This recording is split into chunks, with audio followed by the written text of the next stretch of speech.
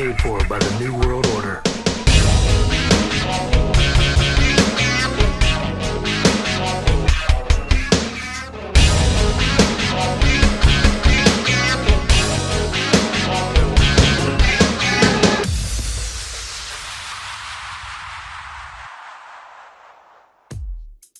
The New World Order had brought a huge amount of success to WCW during the mid-90s. The storyline and faction had helped Eric Bischoff and World Championship Wrestling become the #1 wrestling promotion in the United States. But it can be easily argued that the nWo was also severely overexposed and overused. There had been so many nWo group reintroductions that it got confusing for casual fans. nWo Black and White, the Wolfpack, there was the nWo B Team, nWo Japan, the nWo Elite. The three-man stable of Kevin Nash, Scott Hall and Hulk Hogan had morphed into a spider's web of guys who had their own feuds going on both inside and outside the faction. It became fairly obvious that the WCW higher-ups, including the main event nWo guys, didn't want to let go of their meal ticket even when the storyline was dead in the water. It's telling that WCW didn't book a giant blow-off match or angle for the nWo in mid-1999. The end of the New World Order could have maybe brought back some interest, but instead nWo members kinda drifted off and the New World Order brand was there one week and then it was gone the next. To sum it up, the nWo were victims of their own success. Still, there was one last effort to bring the nWo back to WCW towards the end of 1999, a last-ditch effort to strip the faction down to the bare bones and reboot the entire storyline that gave WCW an incredible edge over the competition. This video then will look at the creation of nWo 2000. On October 3rd, 1999, Vince Russo signed with WCW. Russo had been a member of the WWF creative team and the executives at WCW thought that Russo could carry over some of that WWF success by making Russo the head writer at World Championship Wrestling. We all know how that turned out. I don't think I need to talk about Vince Russo's success at television production within WCW, but interestingly, Vince Russo said that one of the very first things he wanted to do in WCW was make Bret Hart the top guy.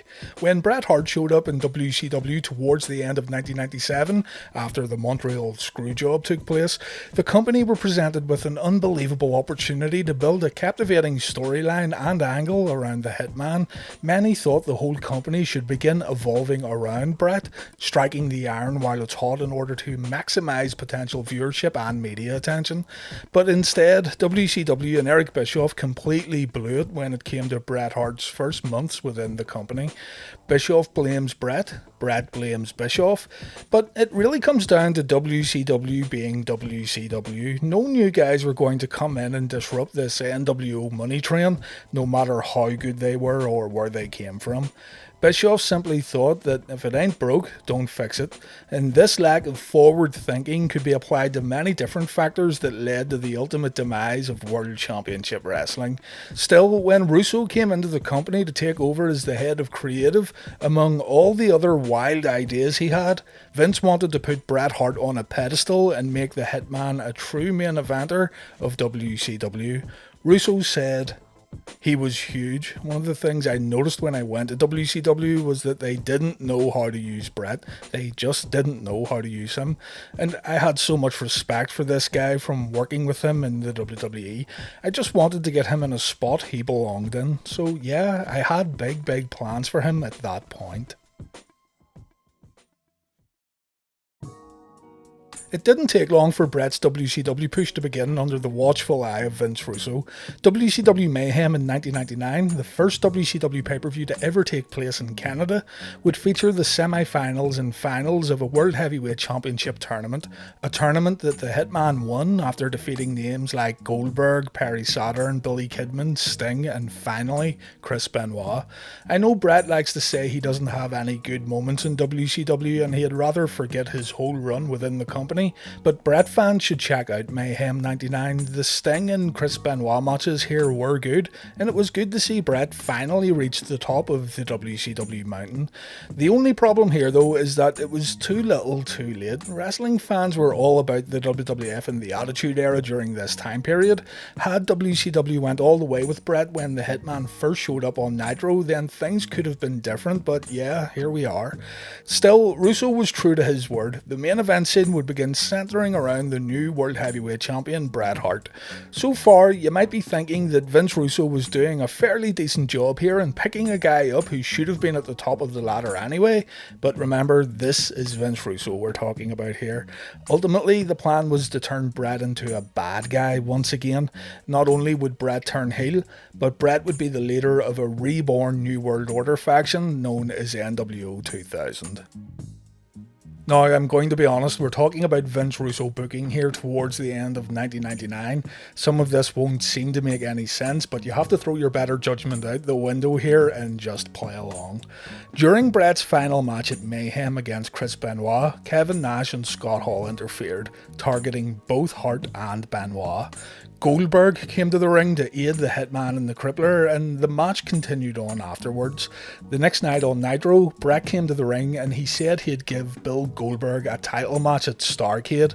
Goldberg was attacked by the Outsiders during his first round tournament match with Bret, and so the Hitman wanted to give Goldberg a shot at the gold at WCW's biggest pay-per-view of the year.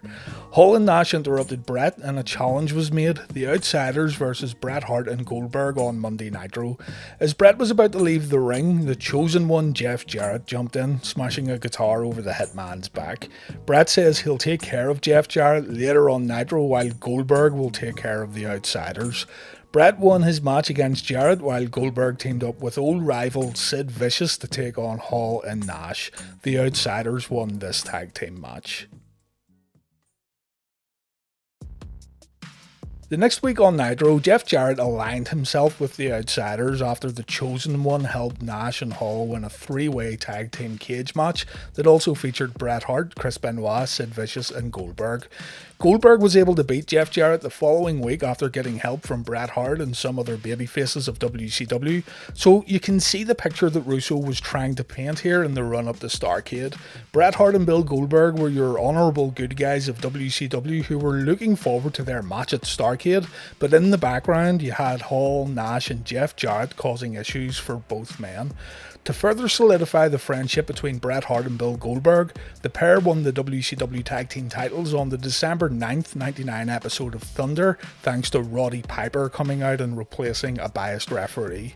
Bret said after the match that the whole world will truly find out who is, the best there was, and the best there ever will be at the Starrcade show. Goldberg and Bret's reign as tag champions didn't last long. The Outsiders won the tag titles the following week on Nitro when Bret Hart was mysteriously attacked backstage. We never saw the attack on TV screens. The Hitman did try to run in and help Goldberg during the match, but Bret ended up getting pinned by Kevin Nash.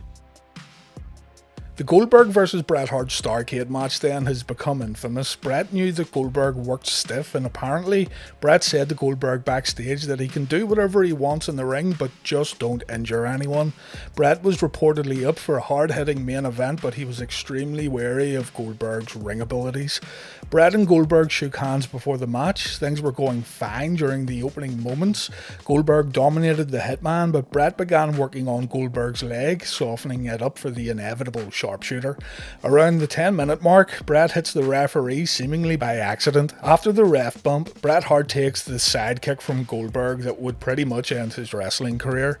The kick from Goldberg led to a concussion. Bret said that he knew he had to get back to his feet to finish the match, but he had completely forgotten what the finish was. Bret's memory slowly came back, and the match ended with Roddy Piper coming out to officiate the match, ordering for the bell when Goldberg was locked in the sharpshooter. A dazed and confused Bret Hart acted like he didn't know what had just happened, but you can't help but think that some of Bret's confusion at the end of Starrcade was very legitimate. Bret would, of course, continue showing up in WCW, but ultimately, Bret's diagnosis of post-concussion syndrome led to Bret Hart eventually retiring from professional wrestling.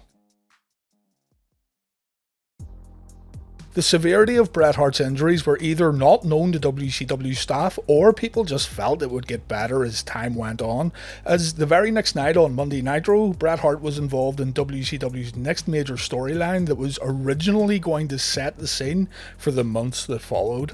To start things off, Kevin Nash came to the ring talking about how the office doesn't care about the boys in the back, talking about the lack of benefits and security that's offered to wrestlers of WCW. Quite a turnaround in comparison to promos Nash had been delivering, but still, this promo came off pretty well, and it was all set up to make Kevin Nash look like a good guy. Kevin said that the office will screw any of the boys to make $1, and that's exactly what happened to Bill Goldberg. Nash went on to say that he doesn't like Bill, but what happened at Starrcade wasn't right, and Kevin says that Bret Hart screwed Goldberg before calling the Hitman a piece of shit. Roddy Piper then has a worked shoot promo where he says he done what Vince Russo told him to do. The screwjob finish was written in the script, but Roddy thinks the ending of Starrcade was awful, and the fans want to see men fighting in the ring and not a load of phony storylines.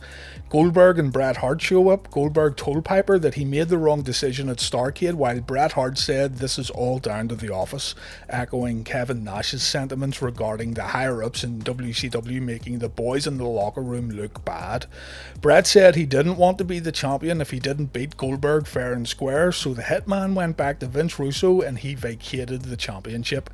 It was decided then that Bret Hart vs Goldberg would happen one more time on Nitro with the vacated WCW Championship on the line.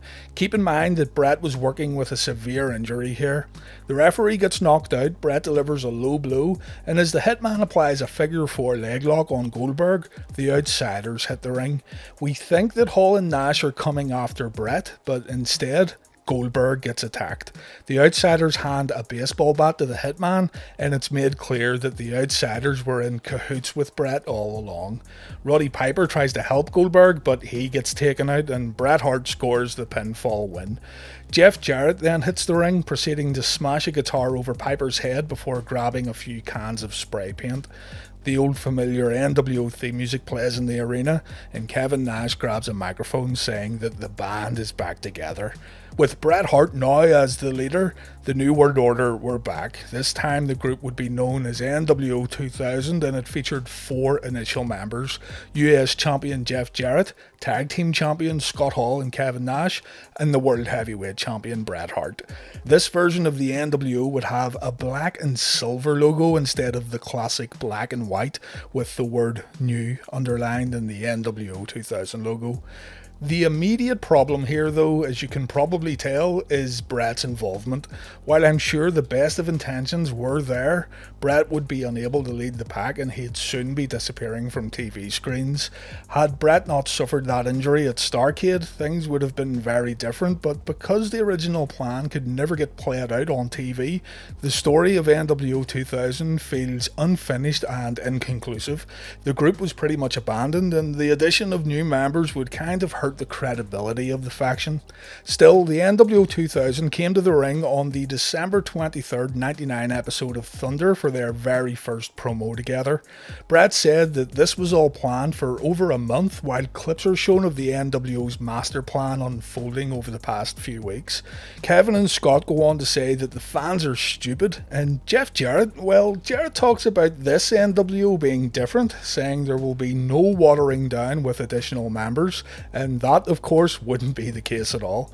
Later in the evening, the nWo's biggest enemy, Bill Goldberg, managed to injure himself when he smashed a limousine window, a window that wasn't gimmicked, and so this new nWo 2000, with its severely injured leader and severely injured biggest enemy, was already off to a terrible start. Bret Hart and Bill Goldberg weren't the only problems here, though. Those who watched WCW during this time period would know that Scott Hall was blatantly showing up to TV shows completely wasted. Hall wouldn't show up sometimes on Nitro, and eventually his adventures during a European tour in February of 2000 would result in Scott getting released from his WCW contract, according to Hall anyway. Watch this time period back though. While Hall can admittedly be quite funny, he can also be terribly distracting, speaking over other nWo members during promos and whatnot. The December 27th edition of Monday Night Raw would see nWo 2000 go on a backstage rampage before setting their sights on a new target, Sid Vicious. When Bret got word that Sid wanted a WCW title shot at Sold Out 2000, the nWo decided to spray paint Sid's car. Sid got a little revenge later on, and it was decided that Kevin Nash and Scott Hall would face Sid and The Wall in the main event, only Scott Hall didn't show up for this edition of Nitro.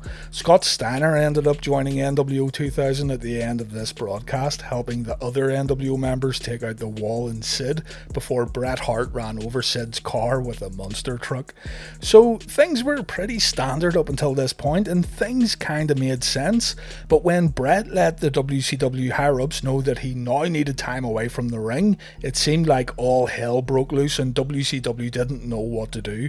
Commissioner Terry Funk booked a match between Kevin Nash and Bret Hart on the January 10th episode of Nitro.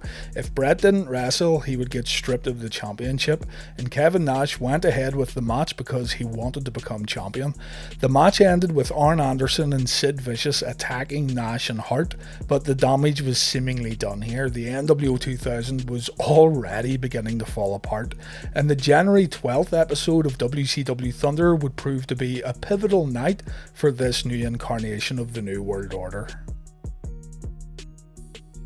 Bret Hart didn't arrive to the building with the nWo. The Hitman came down to the ring for a promo without his nWo colours. Bret said that he had let everyone down because he tried to take shortcuts, and Bret is now seeing things very differently. Bret apologises for getting associated with the nWo. The Hitman announces that he has left the faction and the pink and black attack is back. Nash, Jarrett and Steiner come out. Nash said that Bret could have been a god if he stuck with the New World Order, going on to say that the fans loved the nWo and the fans only cared about Bret Hart recently because of his association with the heel faction. Bret says that he will take on each and every member of the nWo. Nash gives Bret a chance to leave the building and go home. Bret refuses, and with that, Kevin Nash tells Bret Hart that tonight the Hitman's career will be finished. The nWo are seen beating Bret Hart backstage throughout the night, but Bret comes to the ring at the end of the show to confront his attackers, saying he hasn't ran away from anything in his life and he isn't going to start now. Nash and Jarrett come to the ring with bats. Commissioner Terry Funk and Arn Anderson come to help Bret. Terry is even carrying a branding iron. Terry tells Bret to get out of the ring so Nash and Jarrett can get branded, but Arn Anderson throws a bucket of water over Bret.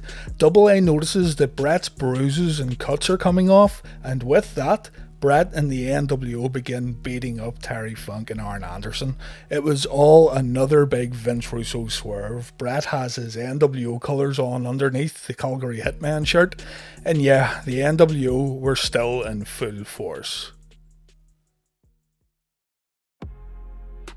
Sold Out 2000 opened up with the news that Bret Hart would not be defending the WCW Championship in the main event. The title had been vacated and Chris Benoit was stepping in for Bret Hart. WCW were honest here, they showed the kick from Goldberg that led to the concussion, and so Bret Hart was now unable to compete in the ring.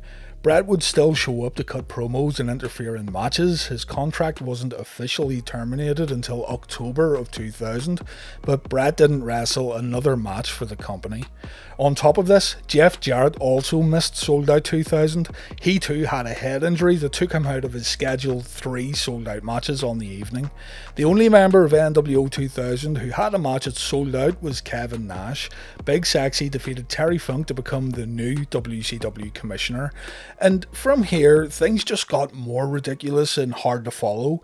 The Harris brothers had been acting as Jeff Jarrett's bodyguards, and they too became members of the nWo. And because of Kevin Nash's decisions as WCW commissioner, the group once again kinda got split, where Nash and Hall became like the Wolfpack spin-off, and Jeff Jarrett and the Harris brothers became more like the nWo Black and White. Scott Steiner, on the other hand, who knows what he was up to? He was too busy cutting promos about how it's much cooler to watch Steve Austin and the WWF instead of watching Nitro. While all of this was going on, Nash suffered an ankle injury that kept him out of the ring. Scott Hall had his final match at Uncensored before getting fired, and by the time Eric Bischoff showed up to write WCW shows alongside Vince Russo, the nWo had been completely dismantled. Jarrett, Steiner and the Harris brothers joined the New Blood, while Kevin Nash joined the Millionaires Club. If creative wasn't already questionable enough in WCW, the injury and loss of nWo leader Bret Hart really put the direction of the faction in complete chaos. You've also got Goldberg, the main babyface of the angle, missing in action. You then had Jarrett not appearing at Sold Out, Scott Hall seemingly disappearing and reappearing at random times, and Kevin Nash trying to keep things steady but failing to do so with the constant changes that were going on. Once the Harris brothers came in, with all due respect, it seemed like WCW had topped out on the angle. WCW got around 3 months out of nWo 2000, only around 3 weeks of it were worth watching, while the rest was a fine demonstration of the pure lack of direction WCW had at the time. It does make you wonder what the ultimate plan was for Bret Hart in the year 2000 though. Of course, a Goldberg vs Hart rematch was inevitable, but you also had the upcoming return of Hulk Hogan, along with the return of a man who had previously failed to elevate Bret to the next level in WCW, one Eric Bischoff. With this in mind, it's probably safe to assume that the future looked pretty dull for Bret Hart anyway, and while the nWo 2000 was a nice idea to get Bret pushed as a big heel in WCW, the whole faction could never live up to its old roots back in 1996.